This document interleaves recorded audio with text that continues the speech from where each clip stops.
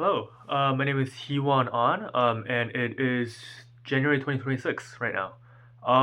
And so I'm gonna try to do these a bit more often, as kind of a practice in both public speaking and consistency, and just to kind of really share like a lot of the things that I kind of find interesting. And so I don't think this series will really have any kind of pattern or um, really kind of any theme, but just like stuff that I find interesting along the way.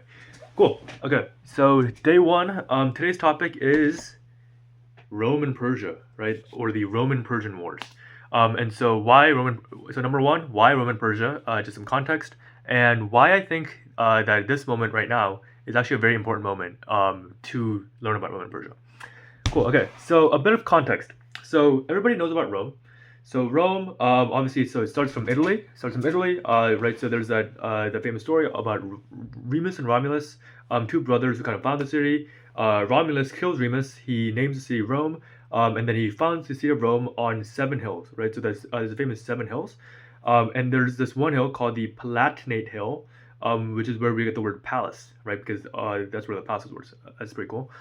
So it starts from literally like a village in central Italy, and then it expands to the rest of Italy, and then eventually to the entire Mediterranean basin.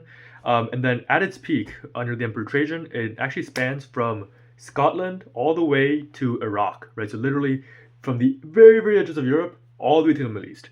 So that's really cool. So it's really kind of a legendary story of just like how it goes from like literally one village to covering Italy to like the peninsula to the entire ocean to just basically like what was the entire known world at the time. And so like there's a reason why everybody or all men rather think about the Roman Emperor all the time is just because they're really cool and they also look really cool. And like pretty much all like legions and all like evil armies are based on the Roman Empire. Speaking of which, the Roman Empire is very prominently featured in the Bible, which is also a big reason why everybody always thinks about Rome. Cool. Okay. So Rome, I think, if you were to summarize like the story of Rome, I would say that it's really a story of transformation and resilience. Um, so Rome actually starts as a kingdom, and so most people don't really remember the Roman kingdom because most people because most educational systems only really emphasize Caesar and like stuff like that. But Rome actually starts as a kingdom, right? It's called the Roman kingdom. The first king was Romulus, and then the last king was called Tarquinius Superbus or Tarquin the Proud. And so there were seven kings in total, and so this was just literally a monarchy.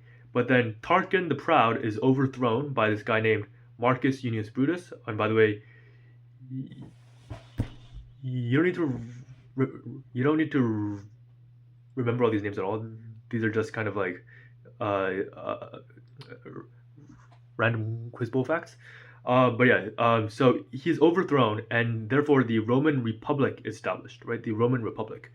Um, so the Republic is what Rome is really famous for, right? So they have consuls, they have elected consuls, and they import all these ideas about democracy from Greece, and so they really get to kind of form the basis of what we know as democracy, right? So if you go to Washington D.C., most of the buildings there are kind of Roman style, right? Like they're kind of very classical Roman style, precisely because Rome is kind of the foundation of like Western democracy as a whole.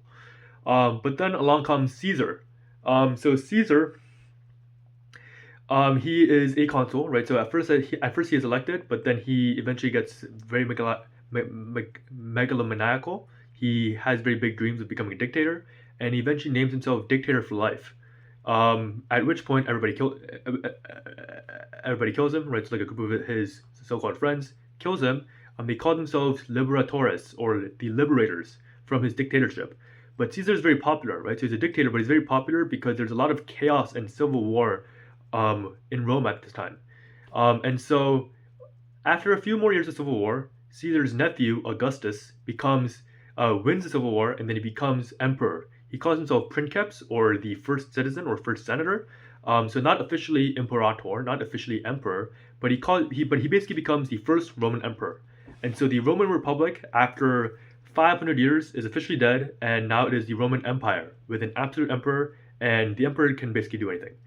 Um, and so that scenario goes on for a while. So this is actually the golden age of Rome. After the empire kind of forms, for the next 200 years or so, it's called the Pax Romana. So everything's great. It's the Roman peace. Um, yeah, the Roman Empire is at its height. But eventually, if you have an office that is so powerful as the Roman Emperor, then people are going to go after it, and people are going to lead armies into Rome to kind of try to take over everything. And so that's exactly what happens. No surprise. Um, so after a lot of civil war, especially in the third century, Rome splits itself into eastern and western halves. Right, so the western half actually has the actual city of Rome in it, and the eastern half has the new city of Constantinople or New Rome, Nova Roma, and now we call it the Byzantine Empire. And then so the Western Empire falls to Gothic barbarians in around 476 BC, and the eastern half falls at around 1453, right? So like 1,000 years later to the Ottoman Turks. So depending on how you look at it, Rome either lasted 1,000 years or 2,000 years, which is actually not that bad. Um, but as I said at the beginning, it's a story of transformation and resilience, right? So every time you think Rome is dying, Rome comes back somehow, but in a new form, right? So at first it's a kingdom, and then it's a republic, and then it's an empire, and then it's two empires, and then at first it was pagan, and then there was a lot of like Greek influence, and it becomes Christian later. It keeps transforming and like keeps changing, right? So it's right. So at the later stages, Greek was more spoken in the empire than Latin, right? So like the entire uh, uh, uh, Roman Empire was based on the Latin language initially, but then in the later stages, more people speak Greek than they do Latin, like the official language. Um, right, so it's a lot of transformation, but it somehow survives for a very long time. And the city of Rome, like, still kind of has its influence, right? So one can argue that the Catholic Church is basically the continuation of Rome, right? So in that way, Rome kind of still exists. Um, cool. Okay, so that's cool. So that's Rome. Um, everybody kind of knows Rome, though, right? Like, not everybody, but if you've been educated in like the Western world, then I feel like basic education, basic knowledge of like what Rome even is pretty commonplace, right? Even in like AP European history, you will have learned what Rome is. Persia, on the other hand, is the other side of the story, right? So I'm gonna move to the other side of the camera to talk about Persia. Okay, Persia is actually very interesting. It's actually very timely too because Persia is right now is in the news a lot for not very good reasons. So Persia is Iran. Persia and Iran are the same thing. I'm trying to think of other examples of countries that are basically the same. Um,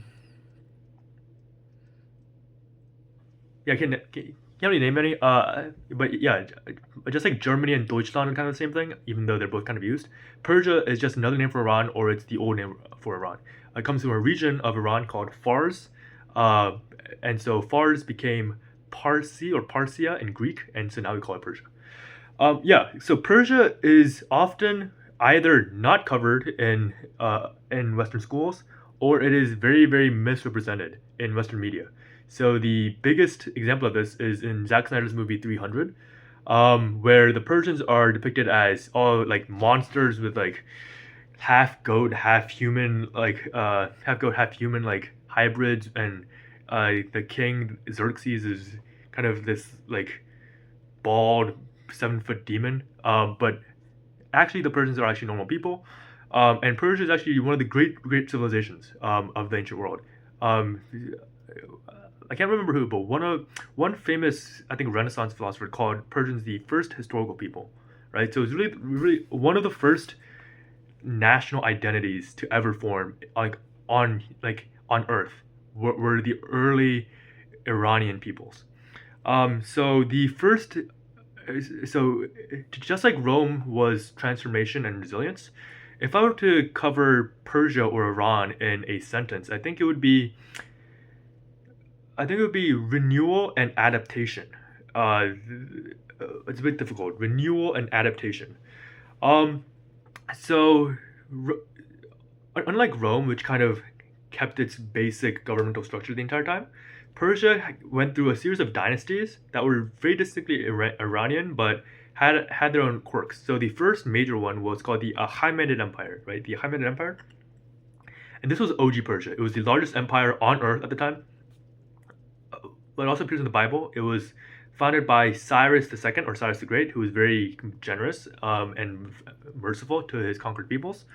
And yeah, so, the Achaemenid Empire was so great and so well run that every Iranian empire and like every Middle Eastern empire really afterwards wants to be the Achaemenid Empire. It is like the golden age. It's like the bar at which every single Iranian empire is judged from this point on.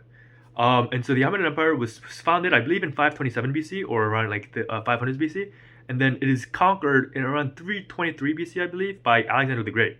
And so that's what Alexander is actually most known for. He actually conquered the Achaemenid Empire, and afterwards, one of his generals, I believe it is Seleucus.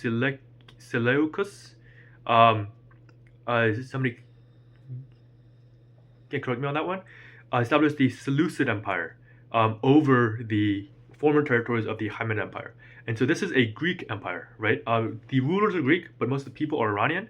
And one pattern that you'll see in Iranian history is that when a foreign people or when a foreign group conquers Iran, those foreign people often become more Iranian than the Iranians, and they also form a cool kind of fusion culture, right? So there's a kind of Greco-Iranian culture that emerges out of this Seleucid period. So that's pretty cool.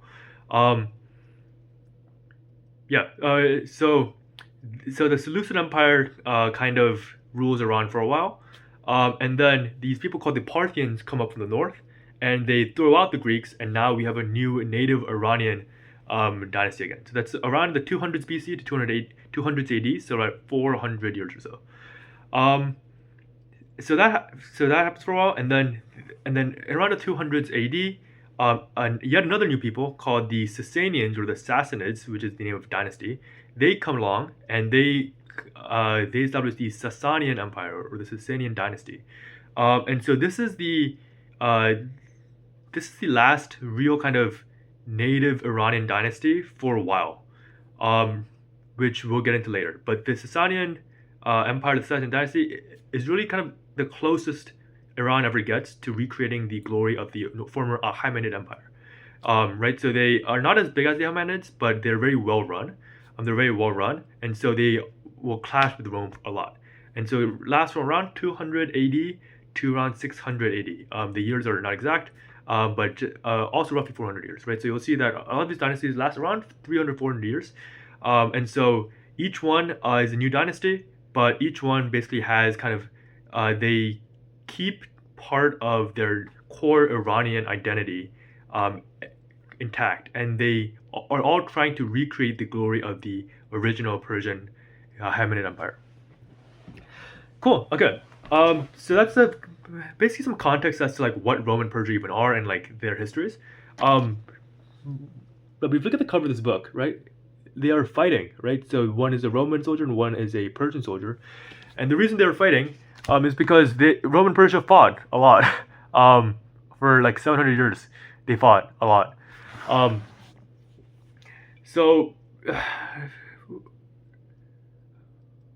I don't know how to start this, but like, so for the record, their official war lasted 700 years, right? So their first recorded war is like 27 BC or something like that, and then the last one is like 620 something AD. So it's like almost 700 years of just almost continuous fighting, right? So it's it's much easier to name when they're not fighting than when they aren't fighting. And so in both Roman and Persian history, like conflict with the other is just like a constant. Like it just always happens.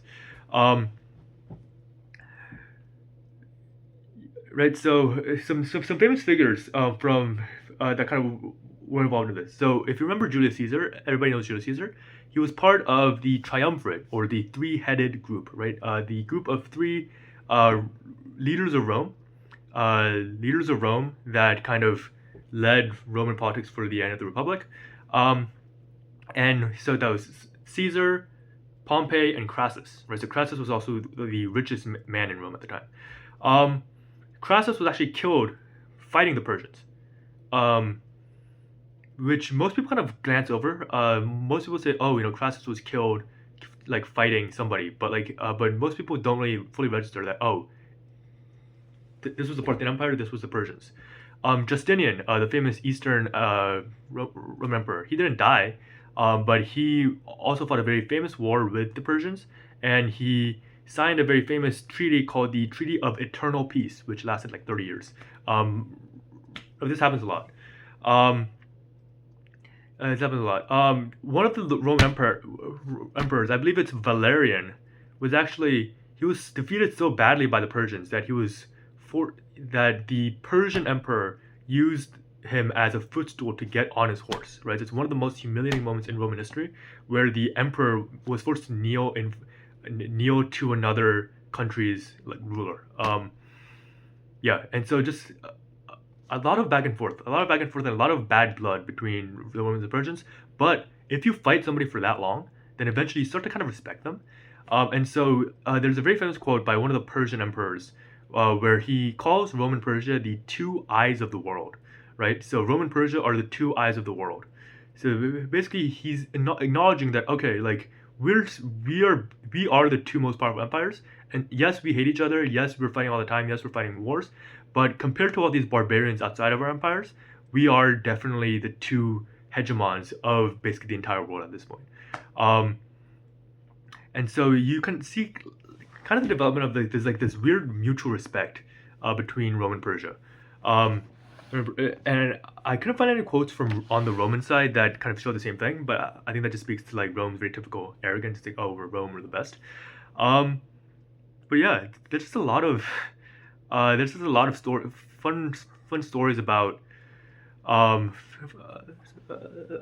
stories about when Rome had the upper hand versus when Persia had the upper hand, and when everybody thought it was over, but then somebody made a comeback. If you look up a lot of videos on YouTube, there's just a lot of stuff like that. So that's pretty cool. Um, okay, so the last two things I'll cover in this video is number one, how did this end, and number two, why should I care today in 2026? Number one, how did it end? Very ironically, actually, it's actually a very cool story. So Roman Persia, as I said, were the two great empires of the time. They fought for over 700 years, but then if you look on a map, right? So Rome is kind of here, and Persia is kind of here. Beneath it is the Arabian Peninsula, and for most of their rivalry, the Arabian Peninsula isn't really home to anybody, right? So like, there's no, I mean, yes, there are pastoral tribes and things like that, but there's no country, there's no state or empire or like organized polity in the Arabian Peninsula for most of its history. But around the early 7th century, this guy named Muhammad, who you might have heard of, he unites the Arab tribes under this new religion called Islam, and in his worldview, basically Rome and Persia are both the enemy, and this was right after Roman Persia had fought their last battle, or their last major war, right? So they were both just exhausted. They had just fought a 30-year war where both of them were almost destroyed, and so I believe the Persian Emperor made it all the way almost to Constantinople, and then the Roman Emperor made it back all the way to Ctesiphon, the capital of Persia, right? So they're just both exhausted, and they just signed a truce, and they were just like depleted of resources. And the newly formed Rashidun Caliphate, or like the Islamic Caliphate of Muhammad, led by Muhammad and his successors, they just steamrolled through both empires. And for the next thousand years, arguably until now, the entire Middle East is Islamic, and it's just been, and both Rome and Persia just kind of disintegrated like overnight. But it's that all in the matter of like a few decades. So Rome actually did survive, but as a fragment of its former self, right? So Rome still actually technically manages to survive for the next 800 years, but it's nowhere near like the empire that it used to be, right? So it's basically just like a little bit of land around Constantinople, and it's not really any kind of like formidable force. The Sasanian Empire, the Persian Empire, just collapses. Yeah, they're just done. And so now the entire area that Rome and Persia used to kind of have their battles over, we're now just the Islamic Caliphate. The first one was called the Rashidun Caliphate. The next one were the Umayyads and the Abbasids. But there were just a series of Islamic caliphates afterwards, which we might talk about. But yeah, so it's kind of an anticlimactic end, isn't it? You know, like they fought for 700 years, And at the end, neither won. It was this third party that just kept waiting, and they had this like very strong zeal, kind of fueled by their newfound, discovery of like their new religion, um, and the fact that both empires were depleted, and they just kind of steamrolled over both of them, and that's kind of the world that we live in today. Um, so eventually, Iran gets its sovereignty back, but for the next few hundred years, Iran is just a province in the Islamic Caliphate, and we can see the effects of that Islamic conversion of Iran still to this day. I mean, obviously, in the news, um, there's a lot of stuff like that, and the Iranian regime, the Ayatollah regime, actually recently unveiled a statue of the Persian Emperor and Emperor Valerian of Rome, actually, um, because in a set in an attempt to kind of like bolster their nationalism, right? So you can see that even they're trying to remember like their pre-Islamic past. That's pretty cool. Um, okay, so why does this matter? Why should I care about Rome and Persia in 2026? Right, right? Because like, this most of this is like seventh century, eighth century, right? So like, why should I care? Um, Mostly because today we are in the midst of a new kind of Cold War between the U.S. and China, and I think of all the comparisons that people make, I think this is the best one to go off of if you want a serious insight into what's going to happen over the next few years. Um, most people make the comparison between the U.S. and the USSR. I think that's hopeful thinking. I think that's hopeful thinking on the part of the U.S. Basically saying, oh, this Cold War is basically like the last Cold War, and the USSR will basically collapse, and uh, China will break into like 1,000 pieces, stuff like that. And on the Chinese side, I think there's a lot of rhetoric about, oh, it's the end of the American Empire, like they're done for, Chinese century, stuff like that.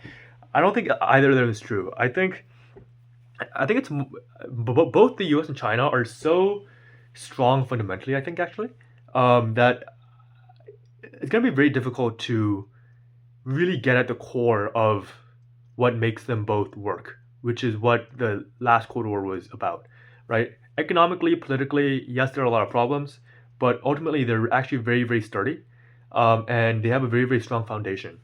And and I think that's true also of the of Roman Persia during these wars.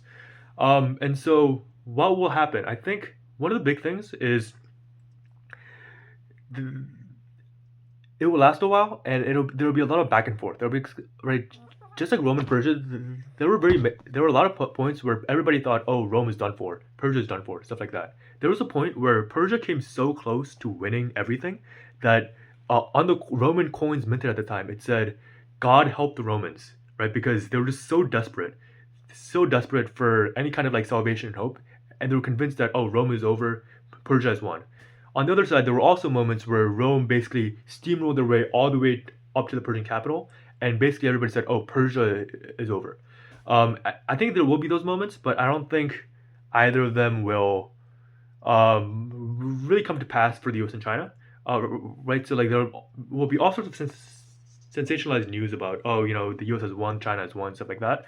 But I think ultimately neither will win, and they will exhaust each other for a third party to come in and kind of take control.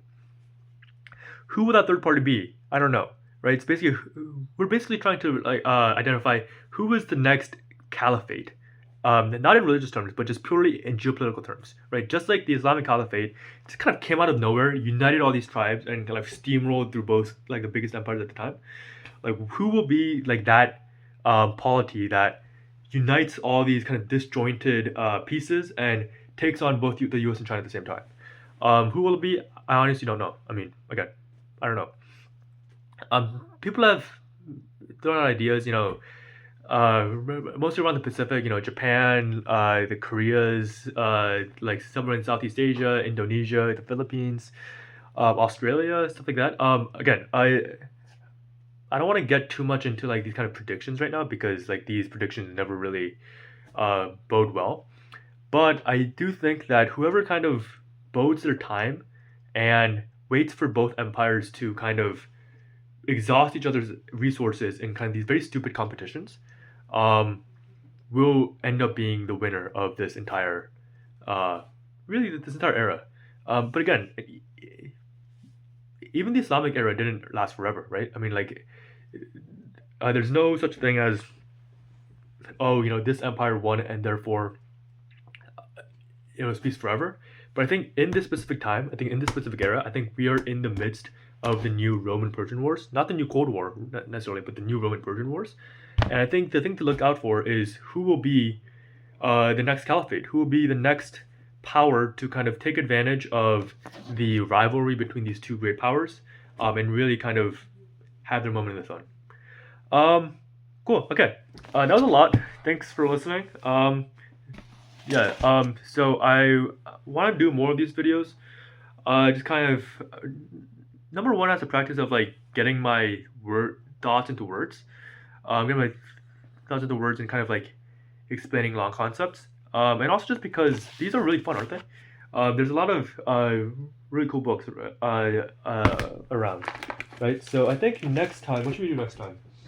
Um, I think let's do Pygmalion actually, right? So switching from history to a computer science. So Pygmalion is a PhD thesis of a guy from 1975. I think it'd be really cool to kind of talk about it. It kind of covers, like the history of like UI and UX, and basically how kind of like the modern computer was created. So I think it's gonna be really cool. Okay, all right. Well, thank you so much, and I'll see you guys next time. All right, see ya.